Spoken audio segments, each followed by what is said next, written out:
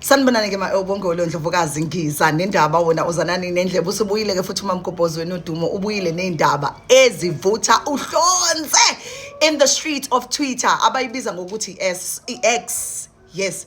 So ngiyabhizi lapha ngiyascrolla phela because phela ngiscrollela ukuthi ngicreate content and also ngiscrollela ukuthi nginibhekele indaba ukuthi ngazi ukuthi kwenzekalani. Ngiyabona abantu babhizi man bayakhuluma kakhulunywa ku Twitter.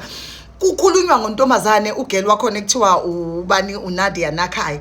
Hayi ke ngibheke nami ukuthi bakhulumani ngomakoti wethu phela waye umakoti wethu bakhuluma bathini abantu. Hayi ke ugeli kusho ukuthi ubehambile wenza ipodcast eye kwi-podcast ka Eltido.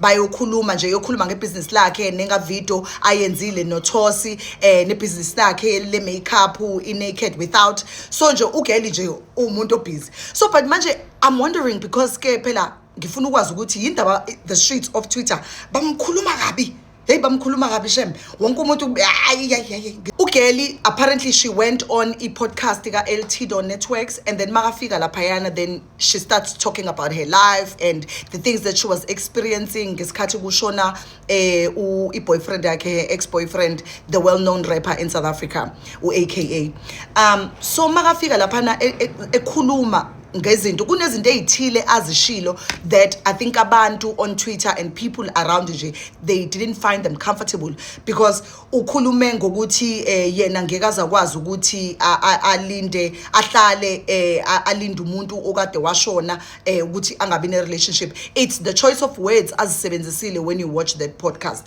ukuthi utheni ugeli uthe enene he's been AKA has been dead longer than they've been on a relationship. I think abantu bebe complain based on the choice of words that she used during that time, during that interview.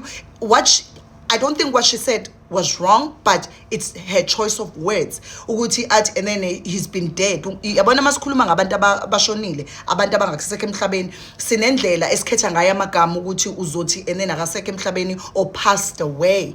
But yena instead of using ukuthi AKA passed away, usebenzise igama lokuthi he's been dead longer than a relationship yabo. So yena she's not gonna sit around and not be in a relationship.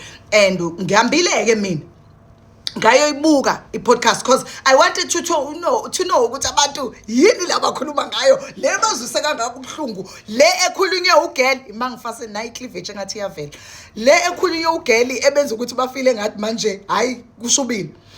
Okay, now I did. There were moments in that podcast that I thought they were cringe, like really cringe. Kunezinto nje eziningi azishilo engicabanga ukuthi they were cringe. Book nayi video yakhona. What did you gain from that? I gained my freedom under this cloud and the stigma that I'm forever frozen in time as someone's widow when I wasn't married to him. Damn. You need to understand that Keenan has been dead longer than I was with him when he was alive. I'm still Nadia Nakai and I was always Nadia Nakai before and I'll be Nadia Nakai after Keenan. A lot of people from the Megacy, they were hurt in the comments. I love the Megacy, but I love myself too and I know I don't want this life to be alone. I don't want to spend the rest of my life by myself. I don't want to spend the rest of my life loving a ghost. Uyibonile ke video uyambona usisi ukuthi uthini and you know why I thought some of those things akade zisho and they were right. Ushinte right, that is valid. Akushiwo ukuthi enene akahlale angajoli angabi kwi relationship kuze until kuze kubuye uJesu, but I think a lack of better words she could have put it better because phela at the end of the day AKA unomama and usena unomntwana, you know what I mean? Like I think she could have usebenzise ngisho amagama ukuthi ispogi like a ghost. Like what do you mean a ghost? That's somebody's son. You know what I mean? Ingani yomuntu leyo, you know? So I thought interview because I had to watch it on my own so that I don't judge her based on the fact that ngibona ama clips and snippets of that interview, but I had to judge her based on what I've seen myself. Angifuna ukuqamba manga. The interview was in the right direction and she was promoting herself and she's healed and she's recovering from, you know, losing someone that she loved genuinely so. And but what was really tricky, I think she I blame it on isingisi I lack of better words ukuthi ngalesikhathi ekhuluma ngumntwana womunye umama bekufuneka akhethe ukuthi yabona ngeke uzuvela usho ukuthi umuntu nje dead siyashintsha isingisi nje siyasmolda sithi passed away. Angeke uzusho ukuthi umuntu oshonile uthi ghost. Asibiza abantu abashonile thina sabantu abamnyama ngeipoki.